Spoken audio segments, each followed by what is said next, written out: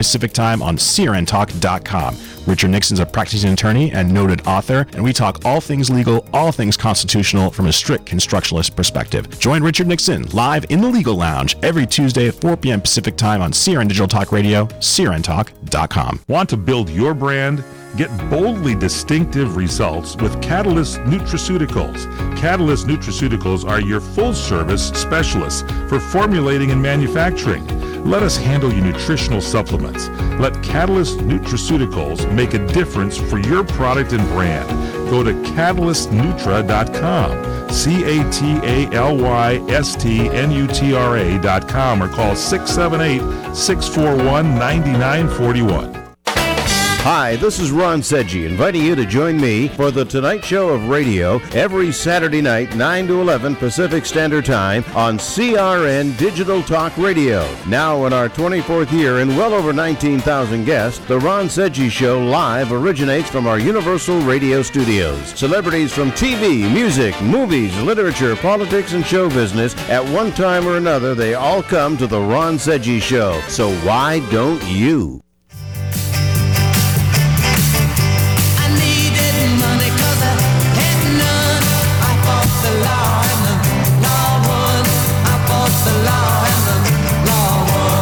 You can try fighting the law all you want, but the law is always going to win. From politicians and celebrities to sports figures and business leaders, they're fighting the law.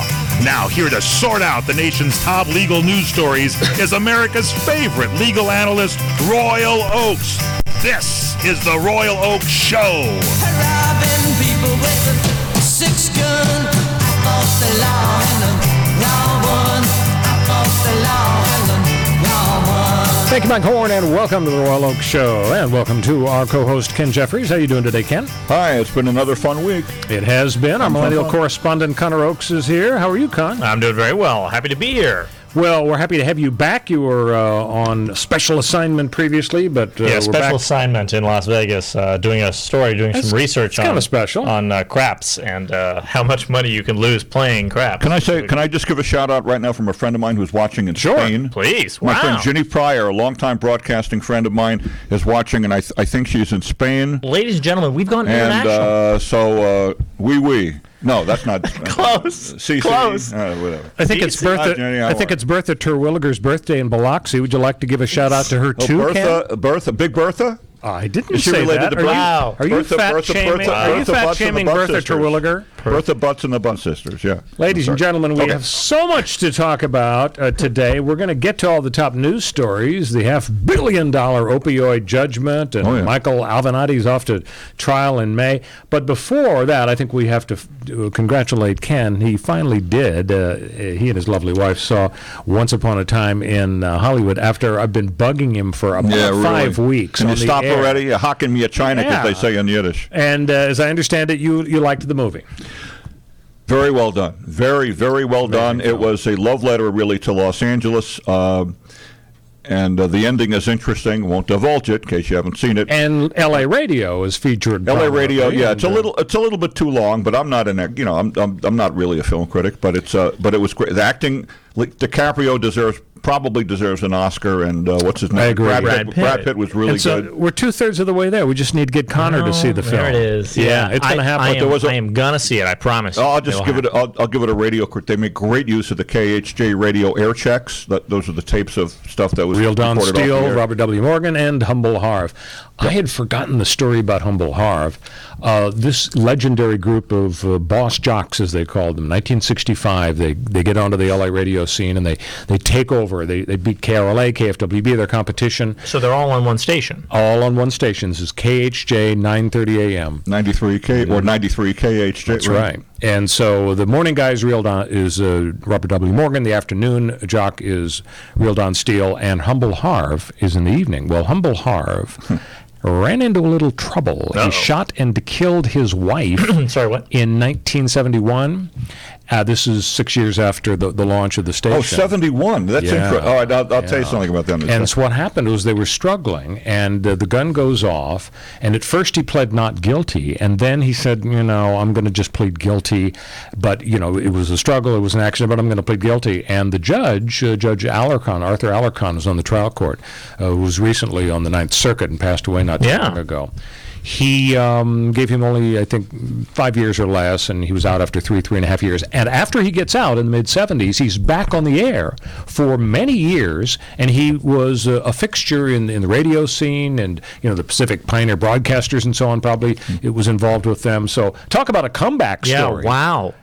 So the idea was that this was not a premeditated murder, that this was a fight that they were having, and there was a gun somehow involved?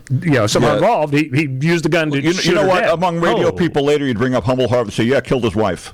It's like one of those things. Well, that's what happened, and he did time for it. Tarantino refers to that actually in the film in a rather oblique way. If you remember this. But he didn't mention Humble Harv. What happened was Brad Pitt's character. Brad Pitt's character, right? Who was a stuntman for DiCaprio's character, who plays an aging movie star, television star. Right.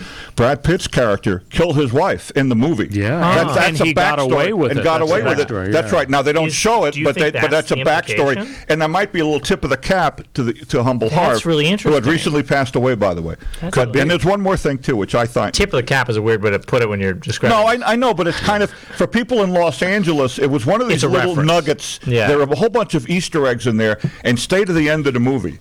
Past the credits. Oh, that's just past for the sure. credits. Yeah. Stay to the end. There's one more thing. The name Francesca Capucci. That was the name given to DiCaprio's wife in the movie. Right. Because he marries a woman in Italy named Francesca. Francesca Capucci is the name of a real life, and I think she may have been a newscaster on the old KIQQ in Los Angeles, which was FM 100. I heard today from my friend Lori Lerner, who is now Lori Lerner Gray, but she used to be the news director at KHJ. Interesting. And I heard from her this morning on Facebook, and she's because I put it up there among the. She said, yes, she was on KIQ. Francesca Capucci, who may still be around, and because she has an IMDb page. So this movie is basically about LA radio. These in jokes, a lot of in references, and all of that.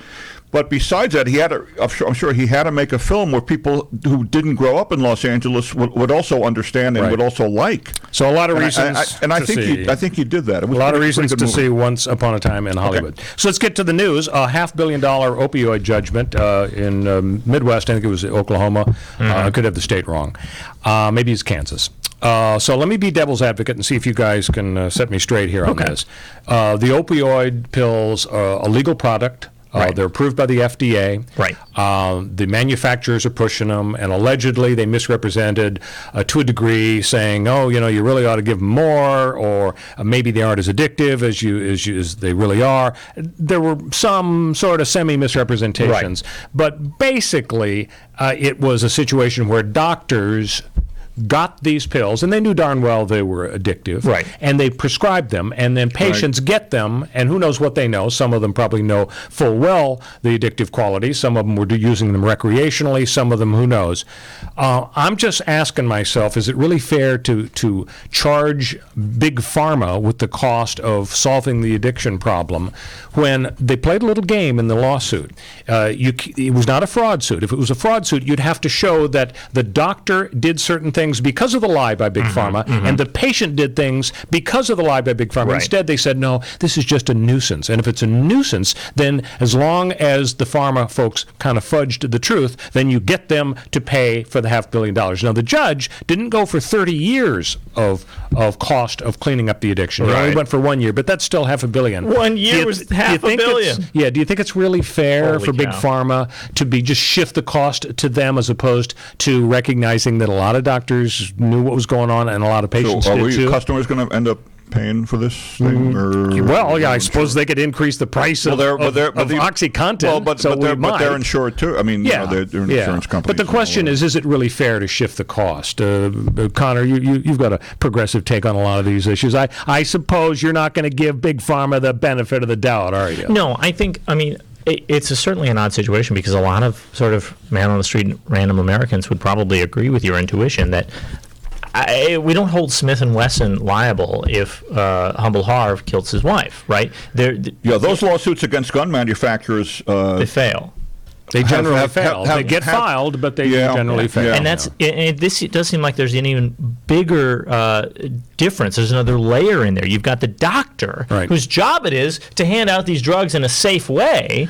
In the middle, if that's kind of like a bad intervening actor, if they make mistakes, that should cut off liability. But the attitude of the judges, and I think a lot of the public, has come to think that Big Pharma's attitude is, look at the shareholder meetings that these big pharma companies hold, where they turn them into a circus, and they get these representatives up there, and they're shouting to these pharmaceutical reps, the salespeople, like, you're all going to buy boats, you're all going to buy third houses, and it's going to be so incredible. They throw out fentanyl patches to the crowd. Exactly.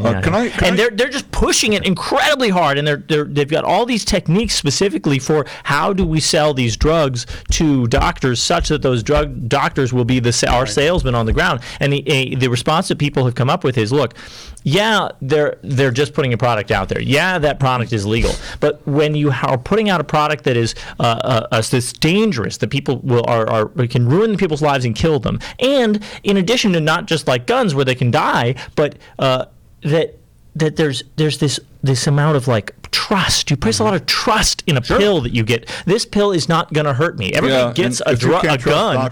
They buy a gun and they're like, I know exactly what this does. This shoots bullets and I have to be very careful with it. But you get a pill from your doctor and the doctor says this is going to help you. It's going to make you feel better. It's going to solve your problems. You've got to place a lot of trust in it. Almost took poor Rush Limbaugh down. You were going to make a comment. I want to bring up the case real quick, and I'm not sure if you're up to date on this. Tyler Skaggs, the Angel pitcher, and the thing came out. Very sad. The news just broke, right? It broke yesterday. Yeah.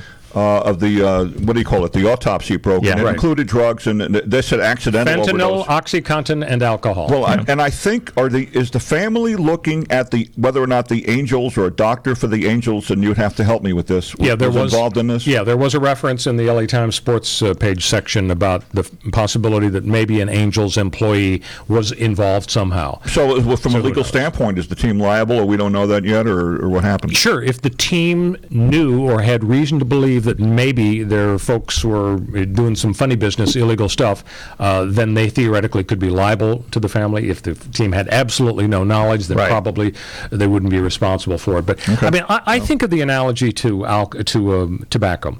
So the Surgeon General's report comes out in 1964, and before that, probably people suspected, but they didn't really know. So poor Don Draper was smoking away at his Mad Men agency in Manhattan in 1962. A lot of smoking in the movie. Once upon a time. That's all they do is smoke. But that's another side.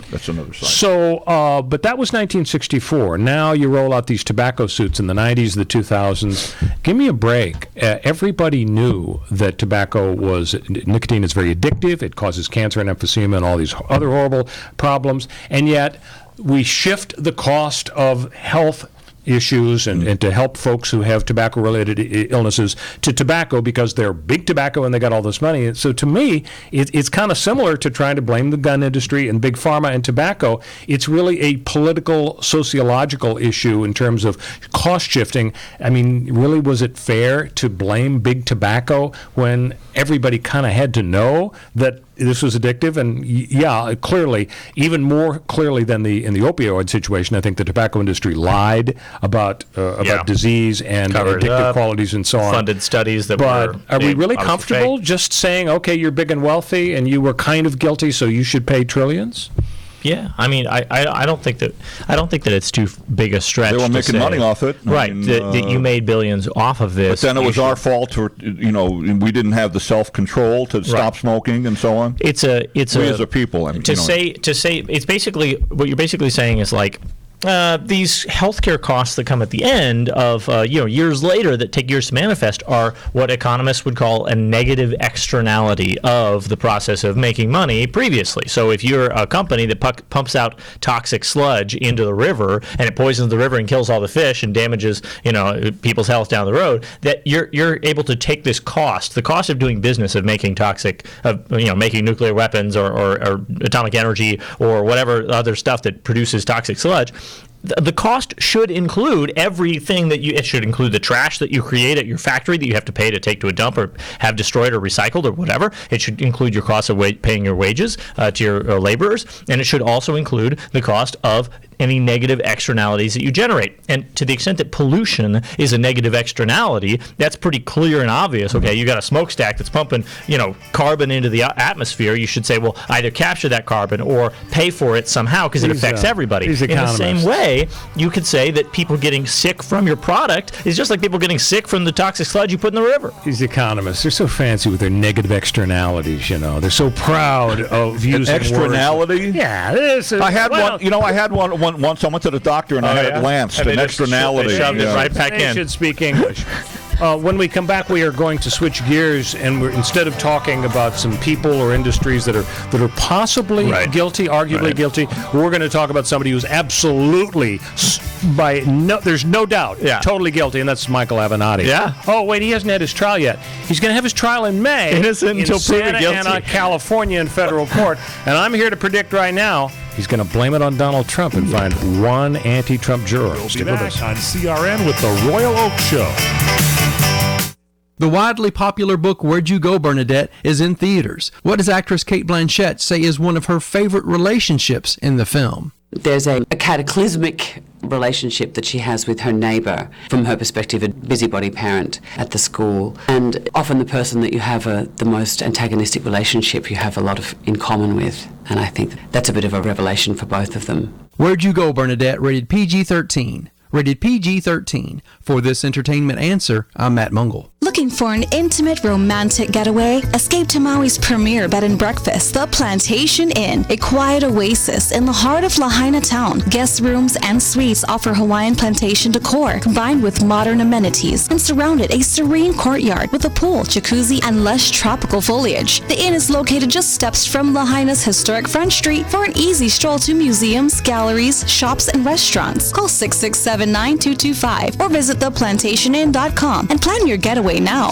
Hi, I'm Fred Dreyer. You have all helped build MyPillow into the amazing company that it is today. Now, Mike Lindell, the inventor and CEO of MyPillow, wants to give back to my listeners. You can get great discounts on all MyPillow products if you go to MyPillow.com right now and click on the radio listener specials. And you can save up to 50% off on MyPillows, mattress toppers, bed sheets, and so much more. For example, the body pillow is regularly $89.99, but with promo code WINNER, it's only $29.99. Remember, all MyPillow products come with a 60-day money-back guarantee and a 10-year warranty. Just go to MyPillow.com and click on the radio listener special and save up to 50% off, including the body pillow, for only $29.99. Enter promo code WINNER or call 800-513-3363 for these great specials. For the best night's sleep in the whole wide world, visit MyPillow.com. CRN listeners, when you come to Southern California, stop by a great restaurant, the Dresden Restaurant at 1760 North Vermont Avenue in Hollywood. Enjoy great entertainment, like the music of the legendary Marty and Elaine at the world-famous Dresden Restaurant. The Dresden was a location for the making of the movie Swingers. Now you can swing with stars Marty and Elaine. Plus, enjoy great food, too, like French onion soup, artichoke hearts, and many other great appetizers. Seafood, there's salmon, shrimp scampi, New Zealand orange roughy, halibut, Lake Superior whitefish, and specialties like veal, marsala, piccata, and parmigiana. Plus, we've got a great roast rack of lamb, chicken piccata, and cordon bleu, and pasta dishes, too. Steaks, filet, New York, Chateaubriand for two. Much more, too, including pork chops, prime rib of beef, and an incredibly extra large cut of prime rib.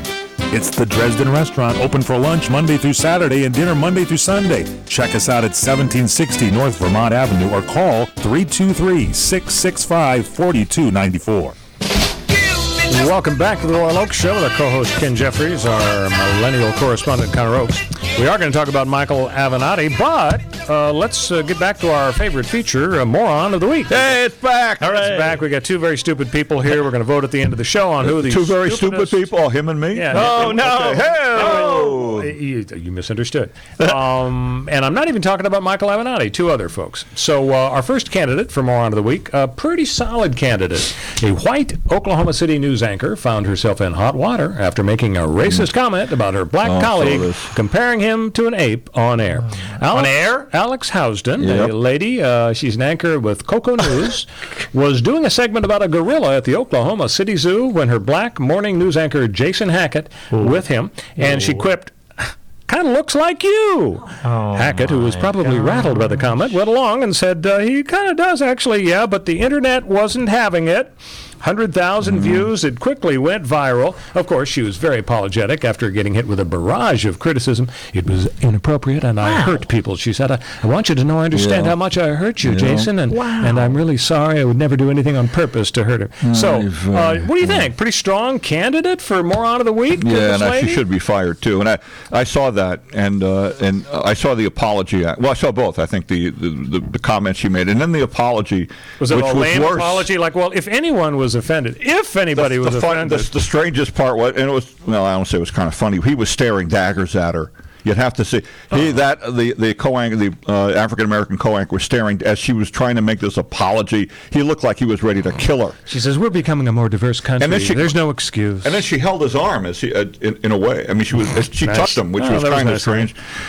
Yeah, not a good look. I mean, it was like the weather anchor, I think, near Buffalo, New York, who referred to MLK Day as Martin Luther, or Martin Luther. He used the word Martin Luther. Really? And that's not good. That's not good. So I think it's going to be tough to beat this candidate. Yeah, nothing can beat it for sure. Well, I don't know. Hitler could beat it. Okay, but do you have Hitler as the next moron of the month? You'll find out in about 20 minutes. Mel Brooks used to have Hitler. Mel Brooks had Hitler on ice. I mean, he did Springtime for Hitler. That's true. I mean, that's true. So Michael Avenatti, he's got a May trial date. He faces up to 97 years in prison. Of course, they got him on the East Coast and the West Coast with the extortion on Nike and stealing money from his clients, allegedly. My philosophy, or my theory, that is that he's going to say to himself, look, it's the Trump Department of Justice pushing some of these prosecutions. I'm going to portray myself, accurately, as a big enemy of Trump's. Right. He knows that a lot of people hate Trump's guts. Yeah. So a lot of folks probably are going to be looking at Michael Avenatti in the trial. Let's say you're on the jury, and you're asking yourself, who do I want to have a smile on his face at the end of this trial, Michael Avenatti or Donald Trump? And a lot of people would say, I don't want Trump smiling. Do you think that is a philosophy that could work for Michael? You know, it might. It might. It's a very strong defense, and it's certainly his best defense because he's got not a lot else going on defense-wise. Basically, Avenatti's got to tell the story that there's a conspiracy, and that's a hard sell in a criminal case, especially without any sort of smoking gun indicating that there really were some people working behind the scenes who hated him specifically and were acting on behalf of the president.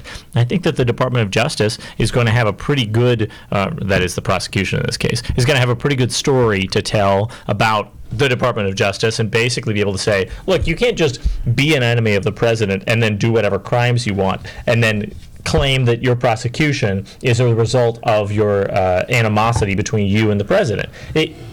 We have to do our job. We have to go in every single day, no matter who is the president. We got to prosecute people who commit crimes. Yeah. And you committed some crimes. And look at this great evidence we have. Yeah. All these transcripts of you committing crimes. In a way, it's analogous maybe to the O.J. trial, Ken, because I remember thinking, okay, you've got Mark Furman, this white racist guy, and you've got a predominantly black jury, and there was a racial element there, and you could have had the same phenomenon with the jury asking themselves, who do we want to have a smile on their face at the end of this trial, O.J. Simpson or Mark Furman? We really don't like Mark Furman, and Johnny Cochran kicked up enough dust in the trial. Well, you know, conspiracy go back to AJ. Well, but he managed to be able to ask a question, have you used the N-word in the last 10 years? Who does that? How is he able to do that? And for lack of a better expression, how is he able to get away with that? Well, F. Lee Bailey, cross-examining Furman, knew that Furman had used the N-word repeatedly to the North Carolina screenwriter, and so he was goading him into and so that's why that worked. It kind of reminds me of that great Norm Macdonald line. He got trapped. I'm not backing Furman necessarily, but how he got trapped. I hope not. You're going to get letters. So the Norm Macdonald line about the O.J. Simpson trial was that Johnny Cochran put on the knit watch cap and was part of a final argument, and supposedly the prosecution says that's what O.J. wore, and it was going really well until O.J. blurted out to Johnny Cochran in open court, "Hey, careful with that. That's my Lucky Stabbin' hat." And, of course, that could have a negative impact. Probably play well. No. When we get back, Jonah Goldberg asks if Trump is a few fries short of a Happy Meal. Stick with us. We'll be back on CRN with the Royal Oak Show. Is getting a full night's rest a struggle because your sheets won't stay in place? Do your sheets make you hot at night, causing you to toss and turn?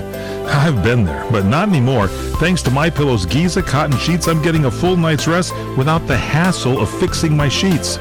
Giza cotton sheets by MyPillow are made with the world's best cotton. It's called Giza, G-I-Z-A. It's grown only in a small area near the Mediterranean Sea. Its cotton is so super smooth and breathable, and they're extremely durable, made with deep pockets that'll fit over any bed. And just like those MyPillows we love so much, our Giza sheets are made right here in the USA with 100% machine washable and dryable cotton. Go to MyPillow.com and order your Giza sheets today and receive 30% off and free shipping when you use the promo code WINNER. That's right, free. That's MyPillow.com and promo code WINNER. Get yours today. Go to MyPillow.com, promo code WINNER.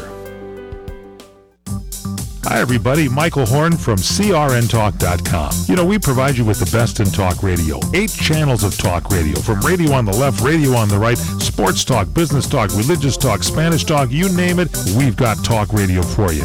All at CRNTalk.com. Well, now we'll bring you video as well as audio. That's right. Watch your favorite shows like The Robert Conrad Show, The Fred Dreyer Program, What's Cooking Today, What's Cooking on Wine, The Lounge, and so many other shows in video right at our website, CRNTalk.com. You can also watch us on Roku. Just search CRN Talk, and you can watch us on Roku on any TV anywhere in the world. Also on Facebook Live. Go to Facebook.com/CRN Digital Talk. Facebook.com/CRN Digital Talk. Roku, search CRN Talk. Check us out on Tiki Live and at CRNTalk.com. Video for you talk fans, all from CRN Talk.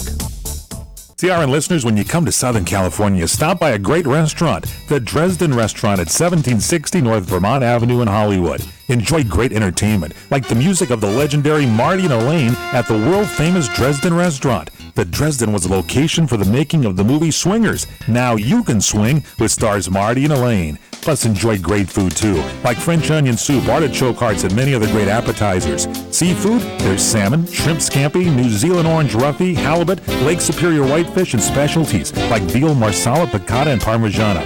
Plus, we've got a great roast rack of lamb, chicken piccata, and cordon bleu, and pasta dishes, too. Steaks, filet, New York, Chateaubriand for 2. Much more, too, including pork chops, prime rib of beef, and an incredibly extra large cut of prime rib. It's the Dresden Restaurant, open for lunch Monday through Saturday and dinner Monday through Sunday. Check us out at 1760 North Vermont Avenue or call 323-665-4294. Hi, everyone. This is Fred Dreyer telling you about my favorite Italian restaurant. It's Angelo's and Vinci's in Fullerton, California. Angelo's and Vinci's has the best pasta, the best seafood, the best salad, spaghetti, lasagna, and the most incredible pizza. And the chicken is delicious. Marsala, piccata, cacciatore, parmigiana, and more. For desserts, try our spumoni or our tiramisu, my favorite, flown in fresh from Italy. And the cannolis and the zeppolis are out of this world. Open for lunch and dinner. And don't miss the Sunday champagne brunch, just $23.95. Are you kidding me? It's all up the road from Disneyland at 550 North Harbor Boulevard in Fullerton, California. Angelo's and Vinci's, like Michelangelo and Leonardo da Vinci. Call 714-879-4022 or visit us online at angeloandvinci's.com. Welcome back to the Royal Oak Show with our co-host Ken Jeffries and our millennial correspondent Connor Oakes. I love this song. I'm glad it's our favorite song. Believe it or not, yeah, you can love it. Great American Hero. So we got to give a shout out to our pal Doug McIntyre. We understand he's watching here on the Facebook stream, and it's ironic because we each have a connection with Doug McIntyre. So I think we ought to go into this. He was great to me. Doug put me on like 45 days in a row during the Michael Jackson trial years ago, and helped establish me. So I owe a big debt of gratitude. Yeah, you'd be living under a bridge. Connor was an intern on Doug McIntyre's KBC morning show. And it had nothing to do with the fact that he was my father. No, nothing. Nothing to do with it. So it just propelled Connor into an... I was there on pure merit. Maybe that Doug was your father. So these two, and then Ken, as I understand, when Ken joined KBC, Doug said, "What the hell? Ken sucks. Let's fire him." Right. But so they all have a Doug connection. So we all have a Doug connection. Yeah, that's about it. Yeah. I'm kidding. Doug never said anything like that about being Ken. an intern for Doug was great. There was coffee in the office that I got to drink, even though I didn't really drink much coffee then. I did very little work, and everybody was very nice to me. And I spent a great summer before I went off to college, and then I got to see what the inside of the radio business was like. Fond memory. So thank you, Doug McIntyre. Did I say I did very little work? I mean, I worked really hard. Can I just say one more thing? My old high school friends in South Florida are watching, and I guess they're going to be Sprunt the what did I say? Sprunt? They're going to. You're making up words. Spared the brunt. So it's a good thing I don't get paid the first negative exigencies or externalities. They spared the brunt of the hurricane, apparently. Good. Good. But it's going to go north. Well, let's just put it this way, Ken. They've got our thoughts and prayers. Yeah, thoughts and prayers. Yeah, they've got our thoughts and prayers. And my Sprunt. So here's a pet peeve I've got. Jonah Goldberg, big conservative guy. I don't know if he's a never Trumper, but he's not real wild about Trump. So he writes a piece for the LA Times this week, and it's titled, "Is Trump a few fries short of a Happy Meal?" And then he goes on. He's like Hemingway. He says, the commander-in-chief's cheese might have slid off his cracker. Then he says, the president's wheel might still be turning, but the hamster's dead. And finally, he says the West Wing's nurse might have accidentally switched his meds for M&Ms. Now, these vivid expressions are part of a critical column, as you can imagine, by Jonah Goldberg. So first, I'm really impressed that he came up with all these swell expressions. But secondly, it strikes me... At least he didn't say Trump cut the cheese. That's true. Yeah. It strikes me that at least conservatives, a bunch of them, are willing to blast away at Trump, whereas I don't ever really see progressive left-wing columns coming out attacking Biden or Elizabeth Warren or Bernie Sanders. I mean, doesn't that show that at least some conservatives are willing to throw their own, half of the ideological spectrum under the bus, whereas on the left it seems like it's all, circle the wagons who are never going to say anything bad about Buttigieg. No, Buttigieg has never done anything bad. Neil Cavuto did it this week on Fox, too, because Trump tweeted out, Fox doesn't work for us anymore or whatever it was. And then Cavuto says, "No, Mr. President, we don't work for you." Right. It's like there's a feud between Trump and Fox, which is further evidence of this Goldberg phenomenon. So Jonah Goldberg has come up with a lot of excellent analogies. Weren't they wonderful? Things that we already know. That hamster's he dead? Is now just coming upon multiple years into the Trump presidency. And it's easy to criticize a guy who looks, like he's doing very badly, and everyone agrees is a terrible president. Not everyone. That's not true. Everyone doesn't agree. 60 million people voted for him, and I don't know. But probably most of them would be happy to vote for him again. You think only 55 million? That's still 50 million people. The one thing that the Cavuto thing brings up, and maybe Goldberg too, they're both conservative, right? So who's the gentleman running now? And I forgot his name. The "You Lie" gentleman. He said that to Obama, the congressman. Joe somebody. Joe, yeah. Sure. And he's coming out and saying, Connor's willing to believe us that his name is Joe. I think it is, yeah, and I forgot his name already. Oh, boy. And saying something to the effect of... that Trump is no good, that the attack is coming from the right, and that might be effective to bring down Trump. It's just hilarious to me that we're looking around and we're clapping conservatives on the back for seeing that Trump is bad. Now, in 2019, middle of 2019, now you realize my Trump point, is bad. though, Connor, you're not disturbed that it's a pretty much of a solidarity thing on the left? No, I actually don't think so, because I think that there's going to be solidarity most of the time, and when they see the danger of a Trump being reelected, people certainly do circle the wagons and close ranks, because strategically they understand that literally any candidate, even Joe Biden, would be way, way, way, way better than Trump, and thus they're circling the wagons because everything's comparative. But Joe made up a story this week. Yeah, so Joe's terrible. Conflated 3 or 4 different stories. Joe's real bad. He'd be a very bad candidate, and I think he would be a bad president. He would be about like bottom 30 or 40 presidents. But okay. Well, you don't know. I mean, it's who knows what. But like. there only been about 45. I know, yeah. He'd be bad. And Gillibrand dropped out, and Gillibrand, I mean. Thank goodness. So, like, we've got. You don't see Democrats lashing out at their friends in the same party, but that's because you can't compare how bad Trump and these Democrats are. No Democrat is anywhere near as bad a candidate as Trump is. Trump is an insanely, historically, horrifically bad candidate and president. So of course they're going to criticize him from his own house. Ken mentioned that Gillibrand is out. I am so glad that she is out. I could not remember whether it was Kristen or Kirsten. I couldn't remember if it was Gillibrand because or Gillibrand. You don't have to worry about her anymore. I don't have to worry about that Probably anymore. The next guy will be her fellow traveler from New York. I mean, I use that politically, I guess, is de Blasio will probably drop out. Oh, yeah, he'll get out. But he's still in. He's still in, although he didn't qualify, I think, for the next debates. Yeah, I don't imagine. He hasn't dropped out. I don't imagine you can continue if you're out of the debate. I mean, how can people won't even remember you? I'm just glad I don't have to try to pronounce her name anymore. Buttigieg, I'm fine with that. Because we're good. People explain. You know what they did in New York, by the way? They apparently de Blasio, as mayor of New York, actually went back to New York to assume some of his duties, and if somebody put up a big sign, "Welcome to Iowa." Because to trick him into thinking he's still campaigning, so he would come back once in a while to raise mansion in New York. My other problem with Gillibrand, besides the fact that I couldn't pronounce her name, is, I mean, talk about a hypocrite. She was basically a centrist. She was from a part of New York State, that, sort of countrified. She was a big gun area, and so she was in favor of all this gun stuff. And then she changed every single position to be much more progressive because, I'm going to run for president now, and I've got to be viable and so on. And she raised her hand with everybody else about, free health care for illegals and so on. So I'm kind of glad that she's out. But, and plus I didn't know how to pronounce her name. But also her role maybe in pushing Al Franken out of the Senate, because she was one of the first to say that there were some stories about that didn't help her. She really pushed hard on that. Yeah. So let's talk about Siri, guys. I'm very disturbed at the idea that they have Amazon employees sitting around with headsets listening to people who have Alexa devices and so on, jotting stuff down. Yeah.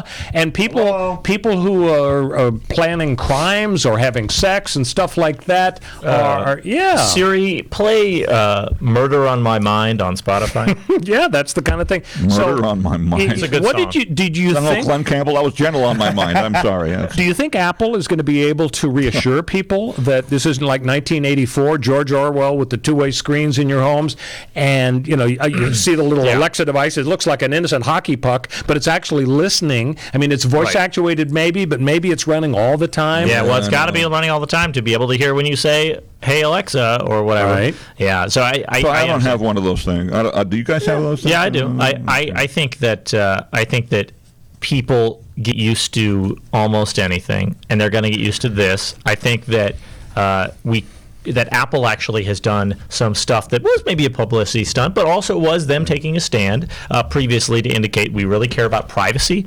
If you guys remember the controversy over the San Bernardino terrorist shooting and the locked iPhone, and the Department of Justice. Apple wouldn't help the DOJ crack the password thing. Give us, 10 engineers and for 20 hours and help us and write the software that would be needed to create the backdoor for this phone specifically. And Tim Cook for Apple said, that's not how this works. This is different than what everybody's analogy where they say, well, there's no safe that can't be unlocked by a warrant. You can't just say, well, I don't want to make a key that would open this. This is a key. This is a master key that would unlock tens of thousands or hundreds of thousands or millions of devices, and there's no way to guarantee that it will be destroyed when it's done. And guess what? You can go to New York and you can see that they've got 175 phones yet to be cracked, that the head of the police department is going, well, if you can get into the San Bernardino murderer's phone, you can get into all these murderers' phones, gosh darn it, and do it. You mentioned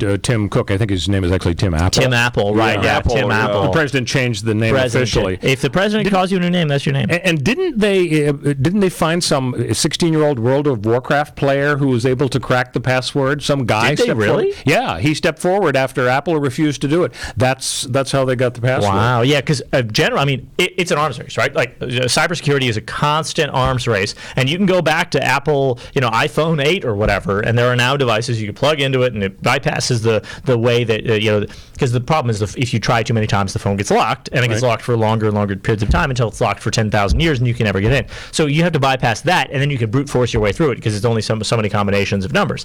So you just have to get past the thing that shuts it down if you've tried too many times. And every generation of iPhones is eventually cracked, but then the new generation comes out before, and people are still using the old one. They've got to upgrade, and that's the arms race of technology. You can never ever really stop it. So I got an Alexa device and one of these hockey pucks for Lauren, and so we get it, and as a joke, we're just setting it up as a joke. The very first thing we asked Alexa to do, we're standing around the kitchen, and I say, Alexa, play Jimmy Crack Corn, and Lauren goes nuts, my wife, because she says, oh, now you're going to let her think that I like music like Jimmy Crack Corn. This is terrible. Does she keep on saying, oh, but I don't care? Okay. Well, I just thought it was fun because now whenever Lauren, she's worried, Alexa, play Judy Collins, Both Sides Now. I expect Alexa to say, are you sure you don't want to hear Jimmy Crack Corn? So that was my idea. So what happened? So did it play Jimmy Crack Corn? Of course it did, yeah. So that's one of the benefits. Now, the issue of Bernie Sanders campaigning is kind of fun for me. He was in Iowa recently, and he's actually playing softball, and he's, 77? And he's really, hitting the ball and throwing it really well, and he's impressing everybody. Good job, the problem is the downside. The reporters overheard him say, hey, this is really cool. We don't have softball in Russia. That's pretty good. Yeah. Pretty now, the second thing he did wrong, Ken, is flummoxed. And he hit it he did a speed back thing, too. Problem is he could only move to his left. He didn't have the mobility. So the second thing Bernie did is he's talking about China. He loves it over there in China. He says, they've pretty much cleaned up that poverty problem over in China. And I'm thinking, it's great to have clothing and a roof over your head and all your medical bills paid. But when this totalitarian regime, slits your throat if you say anything bad about Kim Jong-un or Castro. That takes care of that problem, right? Yeah. I mean, what is it? Isn't this classic Bernie to talk about, well, at least they've solved the hunger problem over there in China. Don't we have ways of solving the problem in America without analogizing it to communist Red China? We're killing all the homeless, maybe? So these are conversations, these are conversations that people, you prompt a guy who's self-identified as a democratic socialist for years, decades, and you he's say not a Democrat, and he's not a member. I don't know if he's not a member of the Democratic Party at all. So he caucuses with them in the Senate, but he's technically not an independent. So you say to him, how can you support socialism? What about the atrocities that are committed abroad? And what about the tragedy? And what about the China rounding up of the Muslim Uyghur minority and putting them in re-education camps right now, and then lying about it on the world stage? And what about all the people that they kicked out for the Olympics and tore down their homes and took all of their possessions, and now those people starved to death? And what about this horrible stuff that happens in socialist don't stop. Keep going. You've got more examples. You're on a roll here. Finally, you get Bernie Sanders to say, oh, okay, right, but I'm not trying to do any of that, obviously. What I'm trying to do is get the benefits of a socialist system that does things like has big government solutions to solve a persistent problem that we have in our nation. Like in America, we have a persistent poverty and homelessness problem, and you can use big government solutions to solve or relieve those issues. And then you get a quote in the newspaper that says, Bernie loves it in China where they murder people. And you're like, that's not what democratic socialists say, but it's the only way that conversations go around anybody who identifies as a democratic socialist. You get the questions about what about the atrocities. They're obviously not in favor of the atrocities. I do love fluid conversations. Yeah. Well, let's move to Biden over in New Hampshire, and that was the problem. He was on the trail a couple of days ago, and he's in Keene, New Hampshire, and he said, isn't this I love Vermont this time of year. It's just so incredible. And of course, apparently he made some stuff up about pinning medals on people. He's talking about poor people being just as smart as white people. It's not good. Do we think that? That's right. I forgot about that. I would say, do we think that he's kind of lost it? I would say that his cheese is slitting slid off the cracker. Slid off the crack, and he wasn't too keen. The hamster's dead. His mind wasn't too keen. So the Washington, New Hampshire. Yeah, the Washington Post reported spelled differently. I know that the Washington Post spoke to more than a dozen military and campaign sources, got the background on the real story of the war story that Biden described. Biden had described a heroic act, and then someone refusing a medal when offered because the person said, "Well, the guy who's dead deserves a medal, not me. Yeah, I tried to pull him out or whatever, but that guy's dead." And so what's the moral of that story, Biden? I'm not sure. Maybe that we're throwing our troops' lives away, being an imperial state abroad, but whatever. Who cares what conclusion he draws from it? The point is, he tells this story, and the Washington Post reported that Biden, quote, got the time period, the location, the heroic act, the type of medal, the military branch, the rank of the recipient, as well as Biden's own role in the ceremony of pinning the medal on him, wrong. Picky. Everything was wrong. So somebody who got it wrong this week was Lawrence O'Donnell. So he's on MSNBC. Yes, he did. And apparently, for some reason, his source convinced him that there were Russians that were co-signing for Donald Trump loans. Yeah, I saw that, and he did a little crosstalk with Rachel Maddow from her show going into his, and she seemed shocked by that. Yeah. So, but I mean, I wonder how that happens. Why would he be so confident in it that he would run with it and then have to, have egg on his face and have to apologize? Well, there may be some truth in it, but we don't know. And it's whatever it was, he didn't run by any of his bosses at NBC or MSNBC. Right. And should he get punished for it? Who knows? Yeah, I mean, he should. Probably should. Because, a lot of people talk a big game about Deutsche Bank and he's not a reporter. He's a money talk show laundering host, issues, but we don't actually have the documents yet. The subpoenas have not come in yet, and Deutsche Bank has Trump's tax returns, and we'll probably get them from them eventually, but not yet. So the good news is that any publicity is good publicity, they say, and True. Everybody's talking about O'Donnell. When we come back, I was in San Francisco this week, and I learned they've banned waste baskets. I'll explain why. What? We'll be back on CRN with the Royal Oak Show. Savor the past and savor the glory days of Las Vegas. Enjoy 70 years of true Las Vegas history as 4 generations of family wait to greet you at the legendary Bootlegger Italian Bistro. Wine, dine, and experience Mama Maria's award-winning original recipes while surrounded by original family photos and celebrity memorabilia. Enjoy piano artistry nightly with music from the Great American Songbook in our main formal dining room. The Bootlegger Italian Bistro, open 24/7, 7700 Las Vegas Boulevard South, in the entertainment capital of the world. The Bootlegger Italian Bistro, open 24 hours a day, 7 days a week. 7700 Las Vegas Boulevard South, in the entertainment capital of the world. It's Vegas, baby.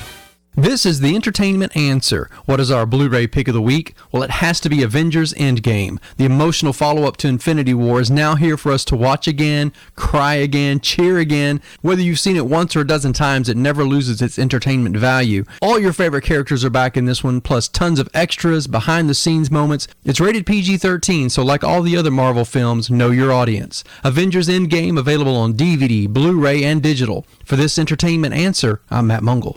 Hi, I'm Fred Dreyer. You've all helped build MyPillow into the amazing company that it is today. Now, Mike Lindell, the inventor and CEO of MyPillow, wants to give back to my listeners. You can get great discounts on all MyPillow products if you go to MyPillow.com right now and click on the radio listener specials. And you can save up to 50% off on MyPillows, mattress toppers, bed sheets, and so much more. For example, the body pillow is regularly $89.99, but with promo code WINNER, it's only $29.99. Remember, all MyPillow products come with a 60-day money-back guarantee and a 10-year warranty. Just go to MyPillow.com and click on the radio listener special and save up to 50% off, including the body pillow, for only $29.99. Enter promo code WINNER or call 800-513-3363 for these great specials. For the best night's sleep in the whole wide world, visit MyPillow.com. CatalystNutra.com. Want to build your brand?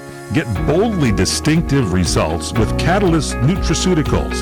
Catalyst Nutraceuticals are your full-service specialists for formulating and manufacturing. Let us handle your nutritional supplements. Let Catalyst Nutraceuticals make a difference for your product and brand.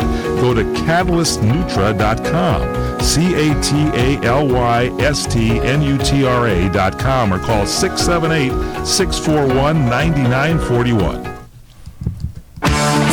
Welcome back to the Royal Oak Show with our co-host Ken Jeffries and our millennial correspondent Connor Oakes. So we've got our Facebook viewers here. I'll shout out to a couple of folks. Henry Bushkin, Bombastic Bushkin, is watching. Hello, Henry. I loved your book, Johnny Carson. Everybody should go out and read it. Very interesting. A wonderful memoir, and of course, is famous, Bombastic Bushkin. And Tom Likas is watching. Hello, Tom, brilliant talk show host. Had some fun times. We could do a whole show on shout-outs to people. Exactly, that's right. So, moron of the week, our second candidate. We had a candidate, a female white news anchor who compared her black anchor to a gorilla. She, I think, is the leader in the clubhouse. But let's have another candidate. Let's see if you can top that. Of the week. A Wachusett, Maine mom and son were both charged with DUIs within 3 hours. She came to pick up her son from the station, but when she showed up to pick him up, she was reeking with alcohol, and so she was arrested for DUI as well. So how do you like that? She kept it in the family, you know?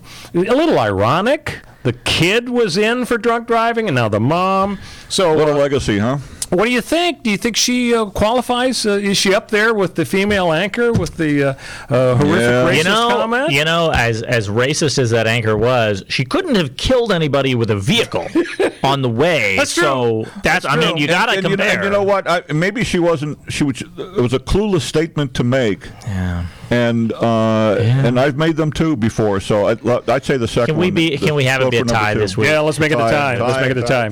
All right, so here's the San Francisco story. I'm up in San Francisco this week for mediation. I'm in a conference room, and I desperately need a wastebasket to dispose of something. I won't bore you with what I wanted to get rid of, but there's no evidence. There's no wastebasket in the damn room, okay? Yeah. And so I'm looking around, and I go outside, and they say, "Oh, we don't have wastebaskets in San Francisco any longer." No, you have to go to a communal garbage disposal area, and they have 5 bins lined up, different colors, little labels, and one's for compost, one's for plastic disposable, one's non-plastic recyclable, and regular garbage. And so you can't just, you have to pile up your crap in the room all day long and then lug it and then spend 20 minutes to figure it out. San Francisco values at work. Connor, could you possibly defend this excess of progressivity? Yeah. I think if it takes you 20 minutes to sort your handful of garbage from compost I had a whole lot of garbage that day. Then it's an important exercise for you to go through so that you can become educated about just how much waste we So we should have like that re-education camp that they're going to send a recycling education camp. Exactly. We'll send you to a camp and you can figure out how to you have to Unbelievable. You have to use your finger and scrape out the inside of your Starbucks cup. Oh! That's compost, right? Right, and then you throw that in the compost, and then you have the cup, and you have to rip the cup in half. You can't just go to a recycling bin and just throw your recyclables. Now you got to figure out what is it? Compost? Is it what else? And you pull out your recycling hatchet. You have to carry your recycling hatchet everywhere, and then the outside of the Starbucks cup is sort of a waxy layer. There's a wax bin, so you got to scrape off the wax into the bin. This is just San Francisco values at work. First they let Kate Steinle's killer go, and now this. The conviction was overturned because the judge didn't provide the proper jury instructions. So how you guys tired of bad news? You want a feel-good story? Yeah, please. Let's have a feel-good story. Thank you. Dairy Queen hamburgers are not made of human flesh. A coroner in Greenville, South Carolina, has confirmed that the ground beef patties from a local Dairy Queen are not, in fact, made out of human flesh. It's like that candidate a few years ago when she had to say, "I'm not a witch," when she was running for Senate. Right. The confirmation comes in the wake of rumors swirling about the fast food joint after it was hit with a federal raid on Wednesday. The store's manager, Saif Momin, said he was notified by a corporate inspector somebody lodged a complaint about human meat being inside a burger. What? But nope, it's not true.